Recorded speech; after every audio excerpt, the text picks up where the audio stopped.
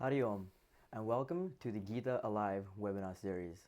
I'm your host, Nisan Naidu, a Chinmaya Yuva Kendra from Auckland, New Zealand. This is session 5 with Brahmachari Ishaanji. Ishaanji, Hari Om. Hari Om. How are you? Good, thank you. How are you? Excellent. Ishaanji, as youth, we find ourselves so confused these days with transitioning from studies to careers and our relationships.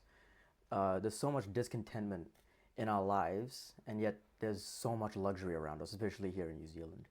How do we know what exactly is right for us? We are spoiled by options, aren't we, these days? I think the problem is never outside. What we have to understand is there is a lack of clarity on our part about what we want and what is right for us. So if you think about it, when we enter university, there's so many options available and we are always confused as to what should we be doing.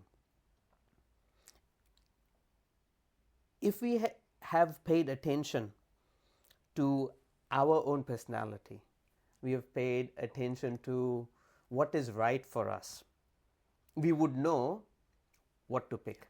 But many a times we're just not paying attention enough to ourselves, and we are carried away by what the world thinks is good, what parents determine to be profitable, or what comes across as what has good job prospects, and we choose a career or a line of study according to that, rather than thinking about what is right for us. So what Bhagavad Gita beautifully points out is we need to understand ourselves first, our Swabhava. So Swabhava it's our own personality. Each one of us is very, very unique. And the cause of this uniqueness is what we technically call as vasanas, but we can understand it as tendencies. Each one of us has a different way of thinking, different way of doing things. Each one of us has a unique set of desires. And that is what makes us who we are. Understanding that, and having understood that, if we choose to make choices, things would be a lot different. Yeah. So how do we know what is right for us? Understand ourselves. It's the same thing with partners as well, right? Youth, as we go through teenage years, go through university, there is a great emphasis on relationships as well. But many a times, we don't know what we are looking for, right? And we go through a trial and error. We go through careers with trial and error. We go through relationships with this trial and error mentality. We go through jobs with this trial and error mentality. It's such a waste of resources and time and energy. There is a smarter way of doing things, and Bhagavad Gita points out almost right at the very beginning as to how we should be choosing to do things. Yeah? Yeah, another trial and error mentality. It's worked well for me in some aspects, and then most of the time it's just gone absolutely berserk. It's just so much energy wasted, and you realize that there was just no point in it from the start. I should have just known. But, yeah. So with that, how do we determine this unique personality type, the Swabhava? One of the ways that we can determine this is through reflection and introspection. In spirituality, there is a great emphasis given to spending time alone. We need to be comfortable with who we are. Majority of the time, we find ourselves so distracted. We find ourselves constantly engaging, whether it's social media or friends or family or work.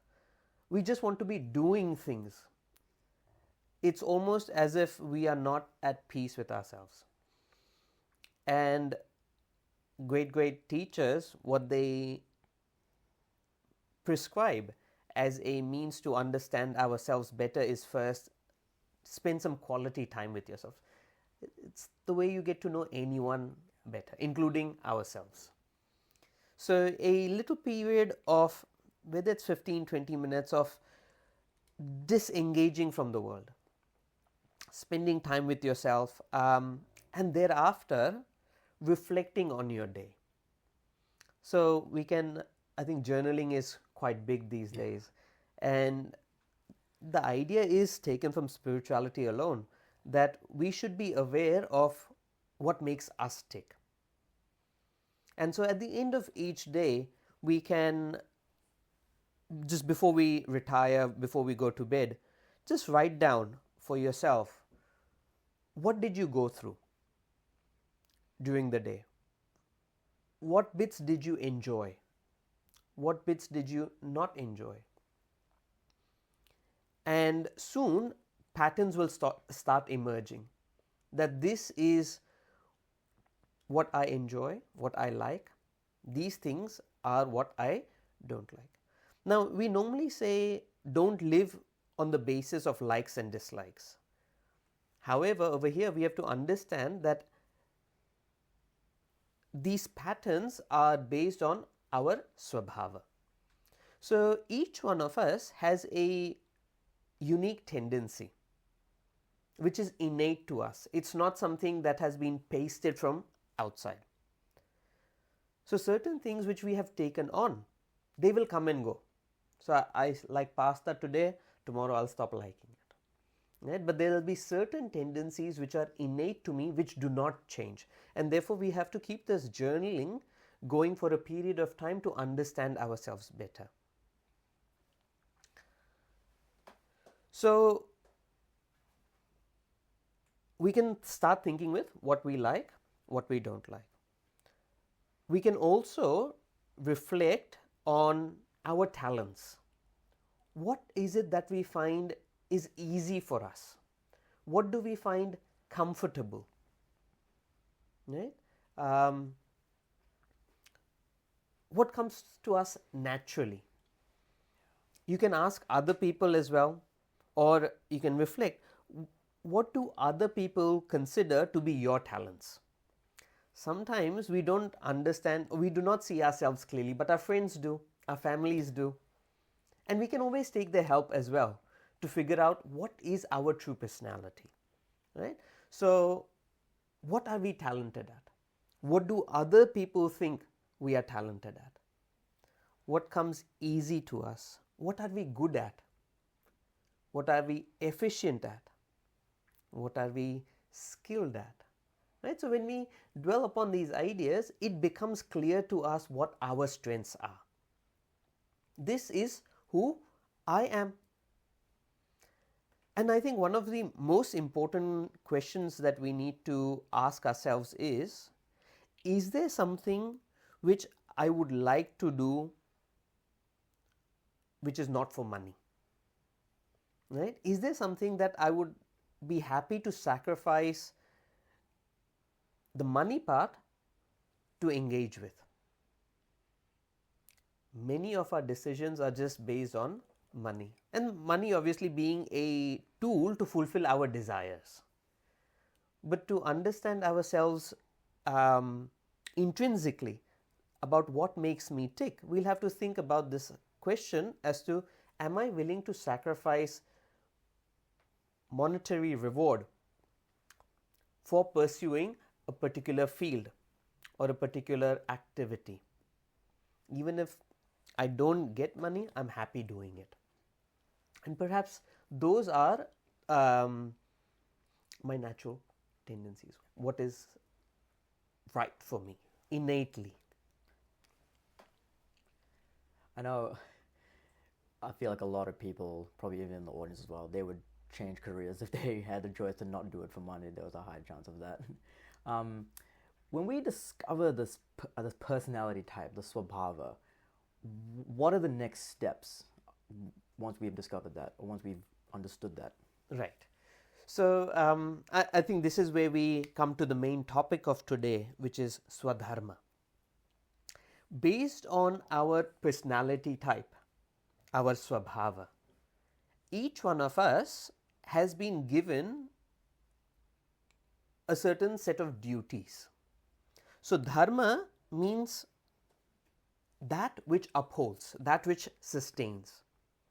Swadharma means my personal set of do's and don'ts that will sustain me, will lead to my welfare, which will lead to my growth, and automatically the people and the world around me.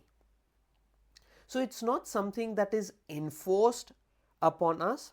It has been very well thought out by these rishis that if people have a particular temperament, what kind of activities should they be doing so that they are happy, and as a result the world around them is happier. If I'm miserable, I'll spread misery around me. Right? We all want to give happiness, but are we happy? We want happiness from relationships, but are we intrinsically happy? We are not. We expect happiness to come from outside. And the first rule of spirituality is happiness is within. Right? It is the materialistic viewpoint or the way of thinking that happiness is outside, and when I do something, when I get something, I'll become happy. Whereas what spirituality, what Vedanta talks about is how to discover this inner happiness. And Swadharma is my personal sets of do's and don'ts based on my personality. So it's not one size fits all. It is unique to each individual based on what walk of life they are in, what stage of life they are in, based on what is their personality type as well. And so it's quite intelligently designed for my own welfare. Having discovered my personality type, I have to understand what is that which will bring my own welfare. So the activities that I should take on, the values or the principles that I should live by, which will bring about my own welfare. Now, when we talk about Swadharma, there is two parts to it. One part is, it is called Samanya Dharma, common Dharma, which applies to everyone across the board. So certain ideas like be honest, don't harm others, don't overindulge, right? Don't steal, don't hoard, keep a clean body or keep your environment clean, keep your thoughts clean. All of this applies to everyone. However, in addition to this, based on the roles that we perform, we all have some special duties. And so we should take time to understand what is it that my personality type determines for me as the right course of action. Just knowing that I am of this personality type does not really help me if I don't know what to do next. Right? So we have to understand what our Swabhava is, and that Swabhava will determine our Swadharma. And the idea is to be in alignment with our Swabhava by picking the right Swadharma, the right set of activities. Yeah. So this is how our scriptures talk about Swadharma, and through that, how each one of us should be living our lives. It is not random, it is not do whatever you feel like doing. It is very intelligently designed.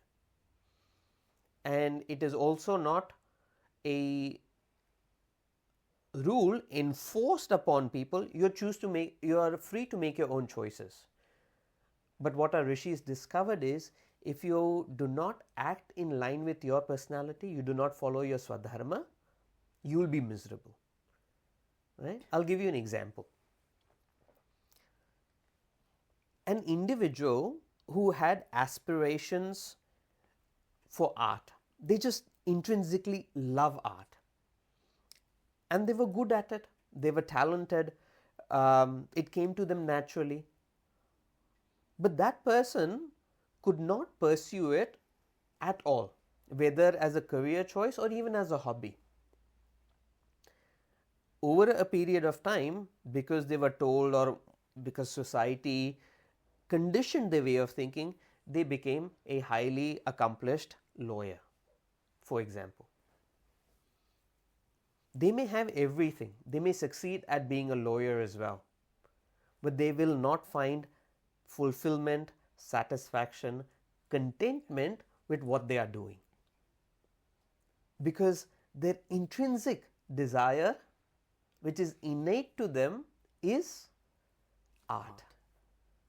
And so, some way or the other, maybe not as a career choice, but at least as a hobby, as a passion, they would need to explore that avenue to find fulfillment.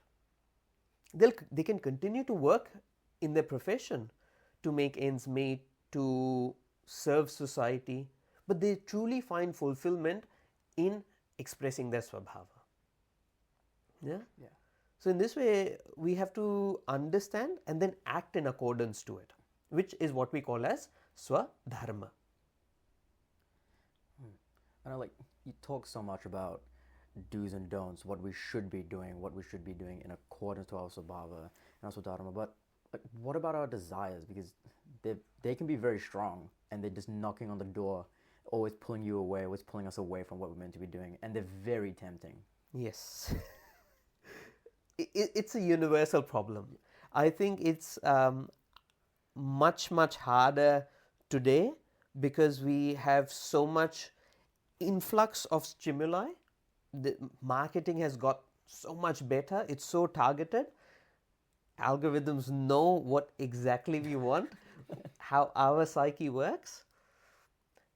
So we have to understand that there's two kinds of desires.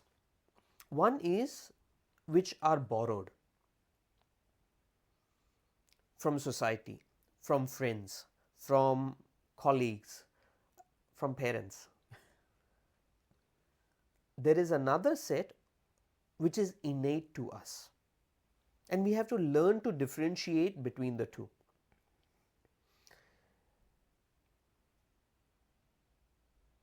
Many a times we give up long-term successes, long-term benefits for immediate gains. And so we have to learn to understand that our mind is always riddled with desires. We have to learn to think about life more intelligently. That what are we really doing here?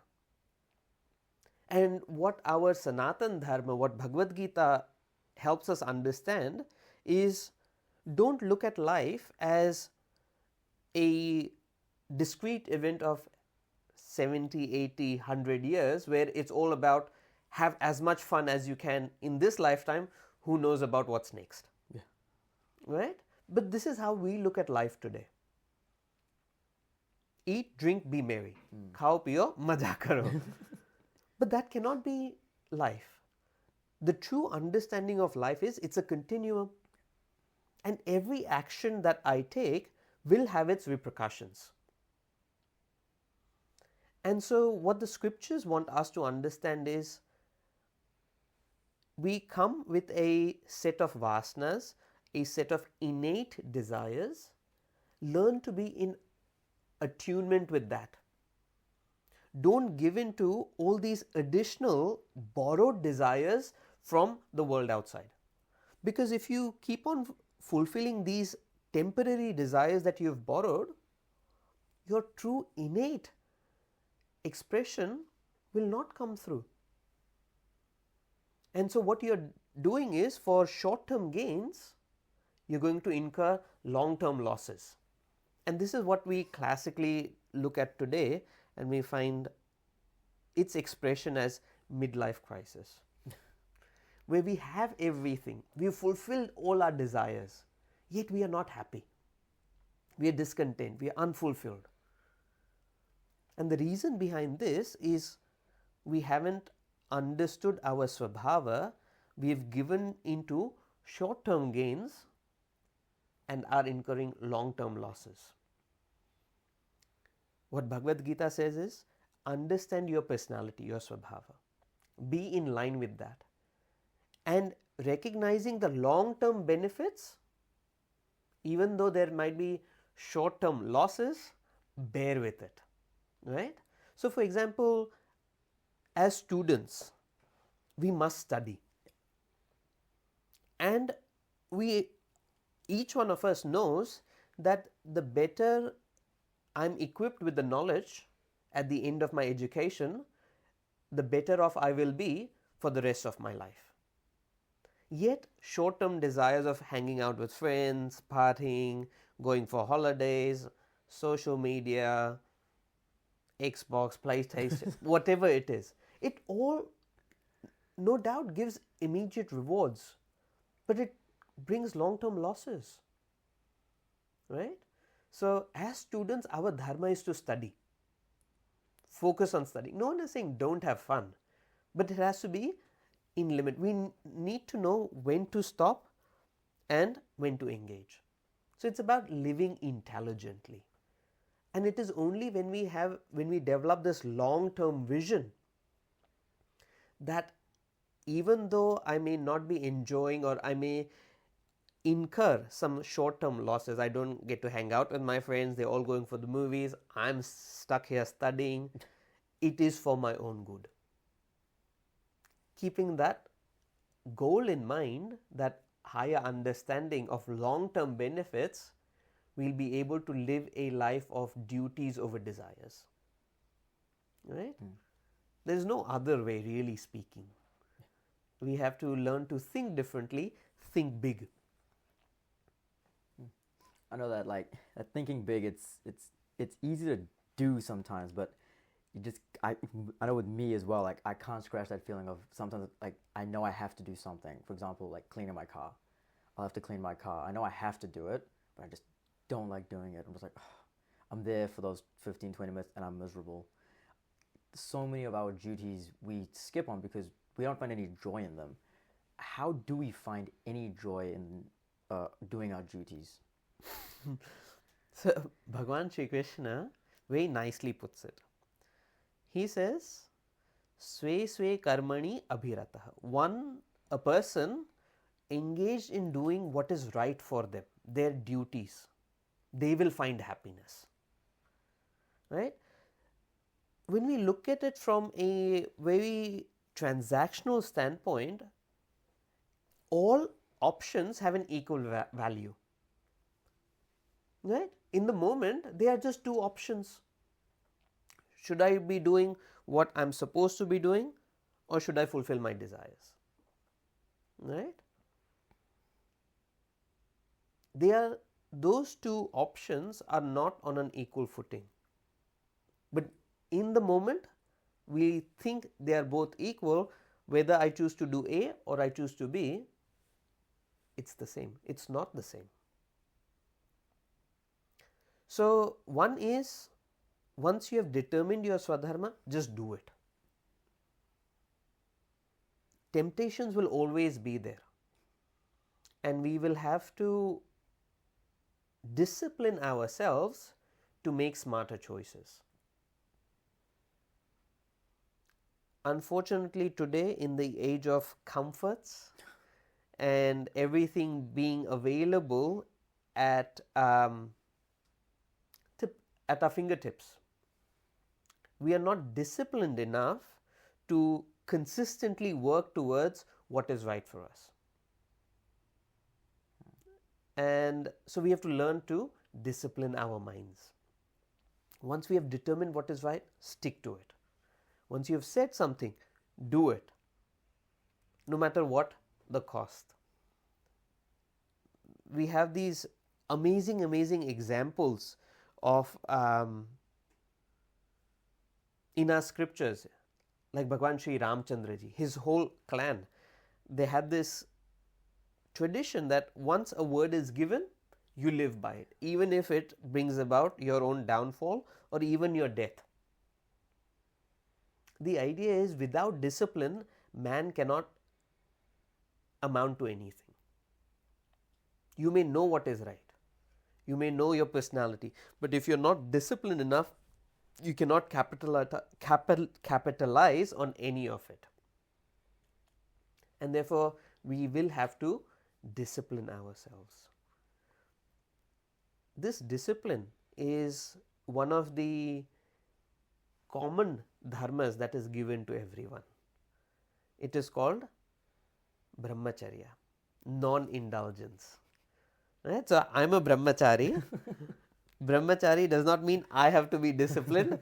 There is a part of Brahmacharya that everyone has to follow. We cannot live a life of licentiousness and indulgence. We need to use our intellect to make better choices. So, one is Brahmacharya. The other is called tapas, intelligent self-denial. We have to learn to say no. And this is where most of us fail.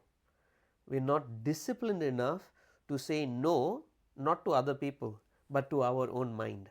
When it throws up these desires, let's do this, let's do that, let's do this. No.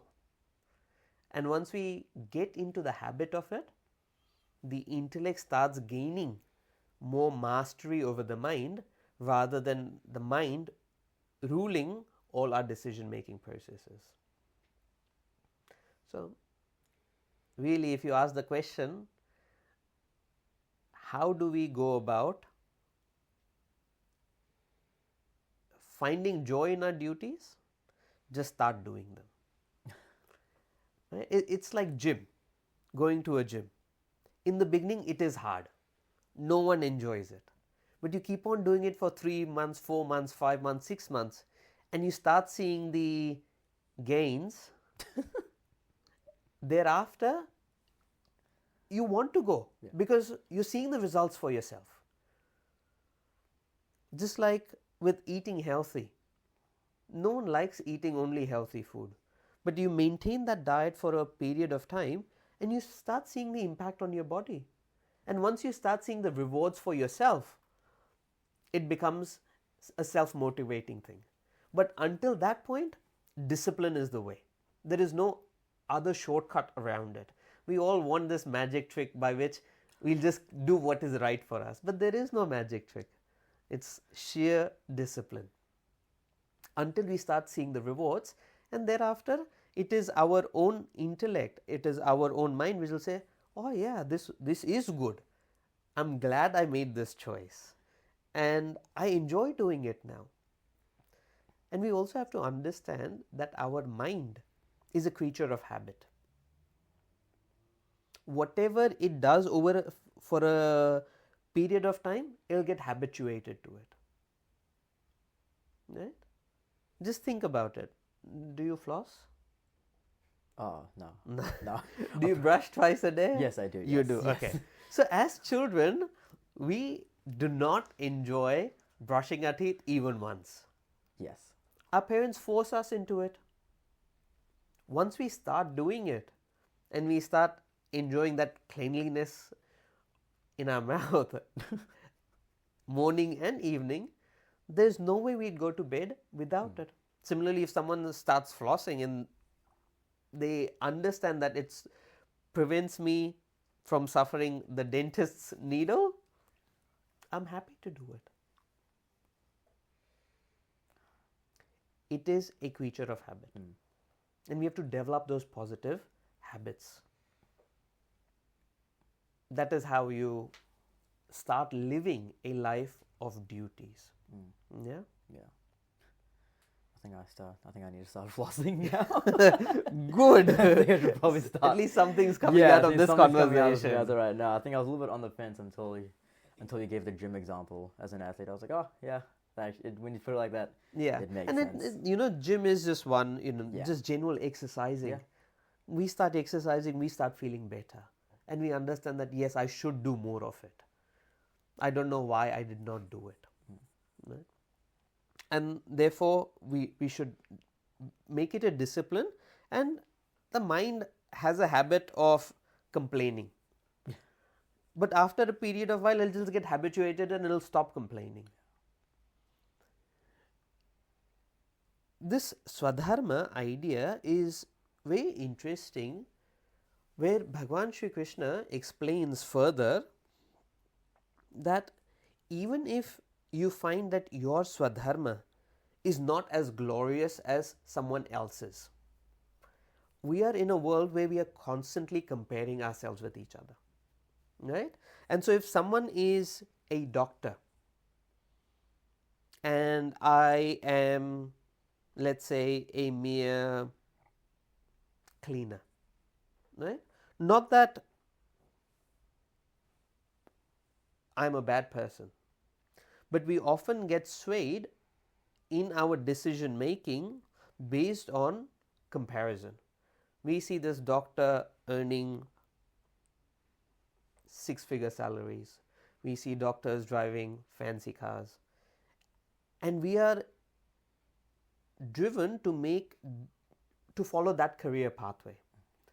Dharma of another person, giving up whatever is my dharma. As an individual who is serving people in a different manner, right? Let's say through cleaning, I can be good at it. I may find satisfaction in it, but I get swayed in my decision making. I follow someone else's dharma because it looks good. Bhagavan Shri Krishna says, Shreyan Swadharmo Viguna. Even if your Swadharma is Viguna, devoid of any greatness, let's say, one should still do it. Paradharmat Swanushtita. Even it better than doing someone else's dharma very well, you do your dharma. Paradharmo bhayavaha. There is the danger of getting caught up in someone else's desires, leaving your natural expression, your natural vasanas, swabhava, bottled up. And when our vasanas are not being expressed, our swabhava is not being expressed, what happens to the mind is it gets agitated. And the more agitated our mind is, the more uneasy we are, the more restless we are, the more dissatisfied we are. And therefore, to find happiness in life, the first thing is try and understand your personality, your swabhava. And then whatever your swabhava may be, and everyone has different personalities, do what is in accordance to your swabhava, follow your swadharma. It is only when we follow our swadharma can we have a chance of getting rid of our vasanas over a period of time, coming to recognize this inner happiness. Yeah. So it's a very intelligent way of living that is given to us in the Bhagavad Gita, and it is so applicable to all of us, especially the youth, who have to make so many big choices during this critical period of time. So as parents, we should be able to help our children, guide our children, make the right choices. As youth, youngsters ourselves, we should have that clarity of why am I making this choice? If that is not there, it's just trial and error. And majority of the time, we get stuck where there is no going back. Even if we choose to go back on our decisions, it leaves a big trail of problems which cannot be undone. And therefore, it is always better to make the right choices rather than make the wrong choices and go back. Yeah, especially with relationships. Getting into the wrong relationships, no matter who it is, whenever it breaks, it's always ugly. And it always leaves scars in our personality, which has follow-on implications for the next relationship I enter. And therefore, it's always better to understand things properly, completely, before jumping into them. Yeah. So Bhagavan says, Sahajam karma, that which is natural to you. Sadosham api, even if it is not that great. Natyaje, do not give it up. Yeah. So this topic of Swadharma is very, very important for us as youth to understand, so that we make the right choices. Yeah, I think not only is it important to us, I think it's also very relevant to us, especially the comparison with social media. You see everyone's posting their lives, all those holidays, the cars they drive. It's so easy to look at them and be like, well, I want that. And you leave behind what what we should be doing. Well, thank you very much, Ishaanji. We will now head to our audience, our webinar audience, for any questions. Our tech team will unmute me, but first you should put your hand up on Zoom. There should be a little button there you guys can press. Our tech team will ask to unmute you, and then you can ask your question.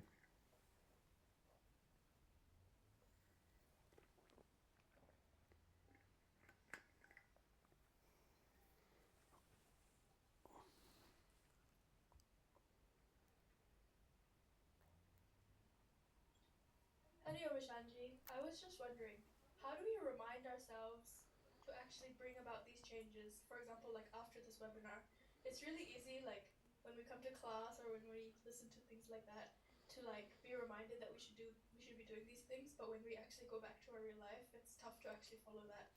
So how do we remind ourselves? Okay. This is something that all of us will encounter when we try and make changes. The idea is to have reminders. One is you start developing positive habits. On the spiritual path, these positive habits are called sadhanas.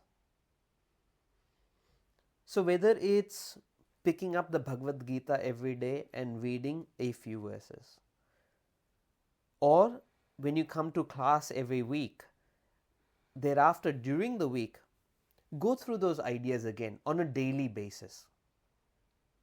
It's called Swadhyaya, daily study of scriptures.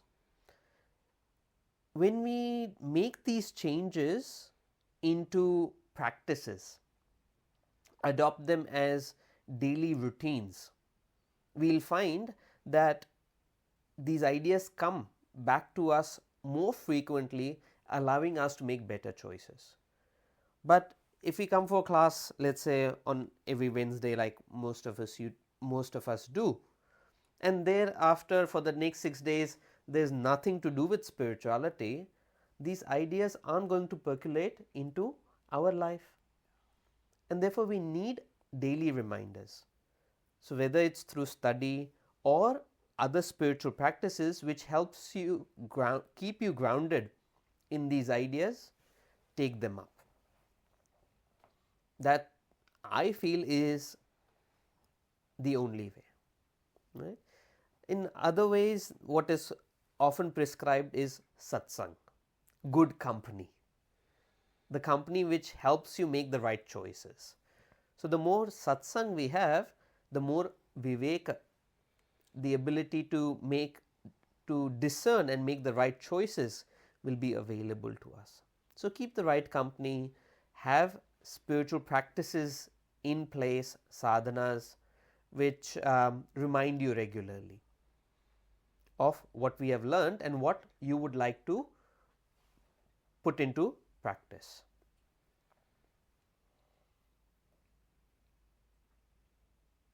Any other questions? Sanji, I had a question. Yes. With the idea of trying to focus on your own personality and not compare yourself to other people, for example, not wanting a job because it pays more, even if it's not in line with yourself, does that lend itself to the approach of communism? In the sense, does communism make sense with the idea of not wanting to do a job for financial reasons as opposed to wanting to do it because it's who you are? I haven't read the Das Kapital, so I don't know what the fundamentals of communism are. But I'm assuming it is for the community. In spirituality, we are doing it for our own spiritual growth. It is not for anyone else. In the materialistic world, we do it for materialistic gains. In the capitalistic world, we do it for money. I am assuming, keeping that same thought process going, in communism it would be for the community. However, if I am not happy doing it, I will not do it. And therefore, I have to understand that what Vedanta is explaining to us is we should be doing things for our own well-being, our own long-term happiness. This is the basis of the decision making. Now, when it comes to financial gains, we have to understand that when we are good at something, we can command a salary or whatever it is, gains, returns. Whether it is a person who does art, whether it's a sportsman, whether it's a small businessman, it does not matter. When you are good at what you do, and you'll be good at what comes to you naturally, you'll find it effortless. You'll find yourself having those talents. You'll be willing to make sacrifices in that field because it is so natural to you. It is who you are. And whenever we follow our Swadharma, we will be good at it. And where our work is excellent, rewards will be there guaranteed. And therefore, it's wrong to say that there won't be any financial rewards, but that's not the basis of my decision making. So, spirituality is not against money. I think communism has this part where no one should gather wealth. Wealth belongs to the community. I don't think that is the stance that Vedanta takes. You can have money, there's nothing wrong with it, but it can't be the objective of my life. I hope that helps.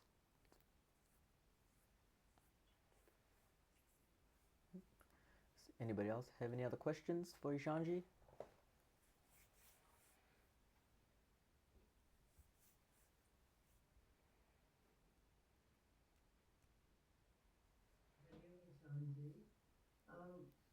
I wanted to ask,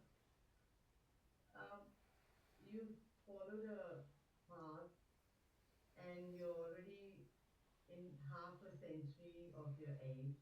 Is it too late to change when you realize that what your Swadharma is, or have we missed the bus, or we can still catch the bus?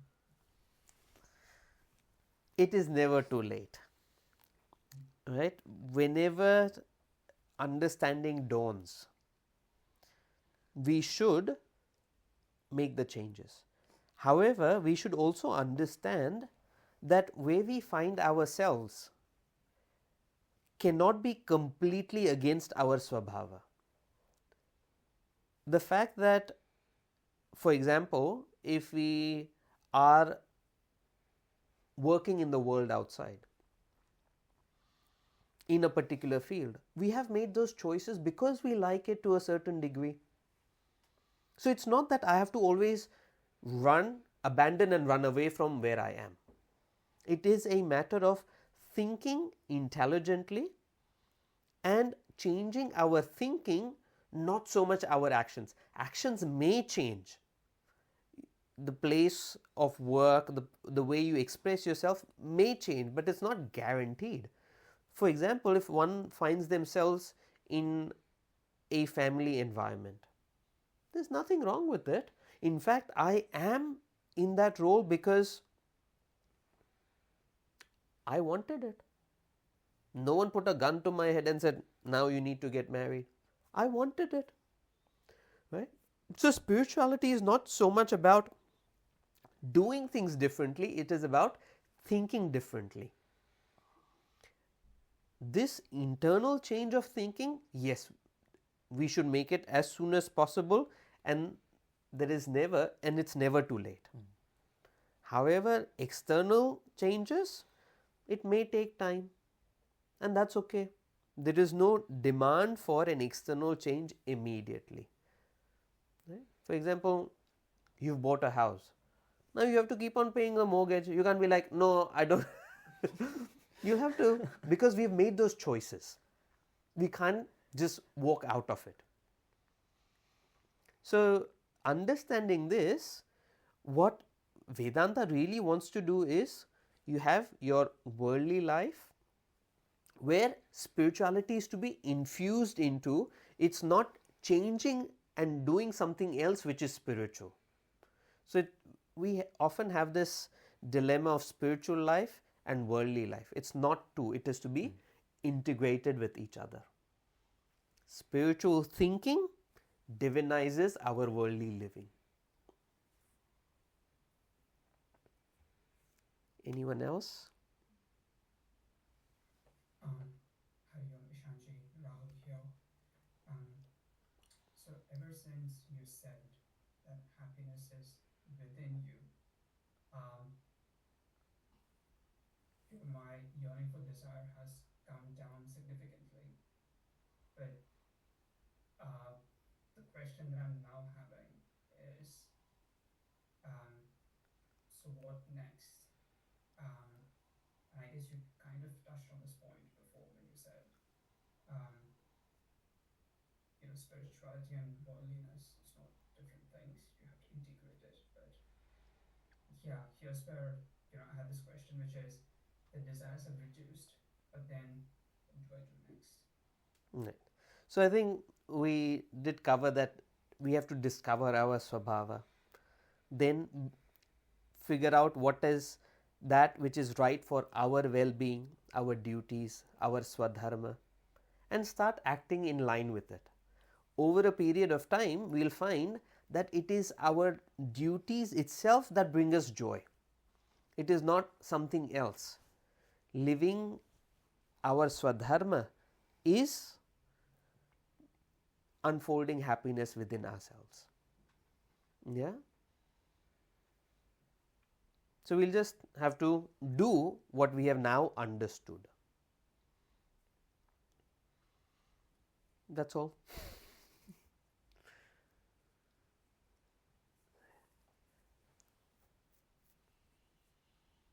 Who's next? It's me. Hari Om. Hari Om Ishanji, Hari Om Naiduji, Hari Om all assembled friends. It's great to be around good thoughts. I'm Jay Sana. My question, Ishanji, is that I went to a debating club recently, and I was asked the question: if you have to choose between money and time, what would you choose? And Whatever you need more at that point in time, you choose. my response was, money gives me the option to recuperate. So earning money gives me time, which lets me recuperate to earn money again. That's fine. Remember, spirituality is not against money. It is against making money the objective of life, which is greed. right? So spirituality is anti-greed, not anti-growth. We have to always remember this. Yeah. So basically, Ishanji, sorry to interrupt you there. So the senior told me, "Oh, you have to choose. You can't beat around the bush. You either choose money or you choose time." I want one answer. I don't have one answer. That's okay. Who's next?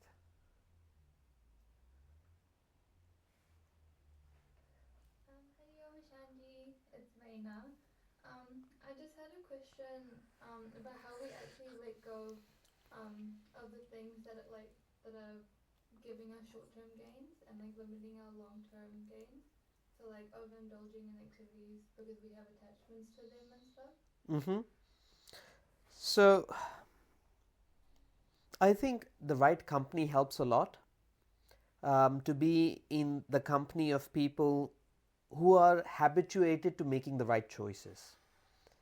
When we are in their presence, the other choices won't feel that hard. This is what peer pressure is all about, right? Even things you don't like, you'll start doing it. Similarly, we use peer pressure in a positive manner, which is satsang. You keep the right company around you and you'll find yourself changing very quickly. On our own, it requires a greater amount of discipline. So, if we do not have people around us and we find ourselves having to do other things and we don't have the luxury of the right company, it just requires a greater amount of discipline, which means it'll take time, and but slowly, surely we can all get there. But if we want quick results, use peer pressure in a positive manner, have the right friends, keep the right company, who make the right choices that you want, and you'll find yourself making it effortlessly.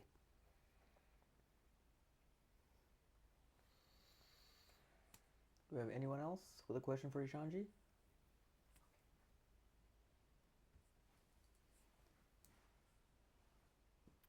Hari Om. Hey, I'm Raj. Basically, I'm 55 years old and I've got a 32-year-old son and I've got two grandchildren. Now, just listening to about jobs and the field of work, and one philosophy I followed and I passed to him, and I don't know if I'm wrong, but I told him you should have two jobs. One, because not often you get the job that you love, and I said I found that case with me, where I all my life studied to be an engineer, but time came I chose a bursary to do food technology because the bursary gave me an opportunity to work in the food field. But I always have the second job, which is engineering. That means I fixed my car on my own. So I basically did have two jobs. I told him to follow that same path, where some jobs just have to pay bills. And with him having two kids at a young age as well, so he's found that, hey, got to pay bills with one of these jobs, and then always have the second job. But he's been fortunate that he's got into. But that's a philosophy we follow. And then the other one was have a very strong role model, and not just have one, because role models tend to have a weakness in a specific area, and have four or five different, maybe a family guy, maybe a spiritual guy. But that's approach we used. Is that in line with what you think is about jobs? Um, it'll vary from person to person. If you're able to manage two jobs, well and good. If not, it would be that one has to prioritize, and sometimes two jobs are possible, but we know that it takes the toll on the family, on our health. And also, we have to remember that our careers aren't the only thing. When we talk about dharma, we have duties not only towards our welfare, but the welfare of our family, the welfare of society, the welfare of our religion. We have to look after the environment. There are so many duties, and the more we get engaged in earning money alone, making ends meet, chances are we won't have time to fulfill our other duties, which will cause issues later down the track. We won't recognize them now, but we'll find in the long run we've done or skipped on some of our duties, which comes and bites us. And therefore, it's better to understand our Swabhava fully and be in line with it. Yeah, sometimes that may look like you can hold down 2 jobs and you are able to do it without compromising on your other duties. Sometimes you'll compromise other duties, which is not ideal. Yeah, so it'll vary from person to person, case to case. Okay, Ishanji, we'll take one more question. Oh, this is never mind. This is our last question. Yes. Hari Om, Sunita. How are you? Good. How are you? Good. Baby's in bed, so I've kind of got 2 questions. You were talking about discovering our Swabhava, and you mentioned one of the factors we can consider is how easy things are to us. You know, what do we find easy? So does that indicate that if something is very difficult for us and we're thinking it's in line with our Swabhava, it might not be? Maybe. If we still really want it, chances are I want it. If it's something innate to us, and therefore we have to see through reflection, through introspection, that is it a innate desire, or is it just something that I have taken on and I'm struggling to fulfill? Things you may not be so good at, but you still have a passion about, can still be your linked to your Swabhava, can be innate to your personality. So not necessarily that it is, if it's difficult, it is not in line with your personality.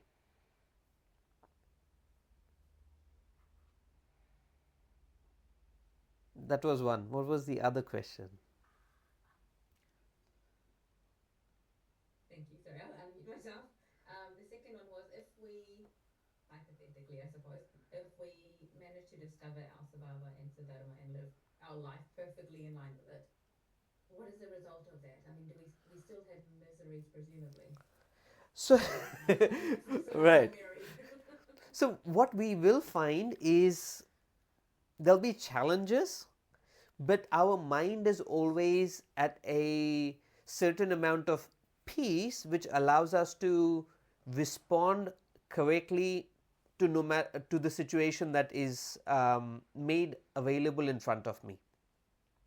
It is not that I'm constantly struggling. We are not saying that challenges won't come, but as Bhagavan Sri Krishna has put it, that living a life which is in alignment with our Swabhava and Swadharma gives us an opportunity to reduce our vasanas. And lesser the vasanas we have, the more at peace we will be, and eventually this will be probably, when you study the Bhagavad Gita properly, it will be pointed out that a quiet mind is one that is able to undertake inquiry, is able to study Vedanta. That mind can realize the truth, this inner happiness. So it is a process leading to what we call as liberation, becoming free from any external dependencies for happiness. But this is an integral step which cannot be overlooked. When it comes to transacting with the world outside, this is how you'll have to live it in order to prepare yourself for that leap in contemplation, that leap in meditation, which is the ultimate goal of life. So I hope that answers all your questions. Thank you very much, Ishanji, for all of the knowledge and all of the wisdom. And to our audience, thank you all for listening. I hope you guys all found this as insightful as I did. Thank you all for watching and attending this Gita Alive webinar, session 5, and Hari Om. Hari Om.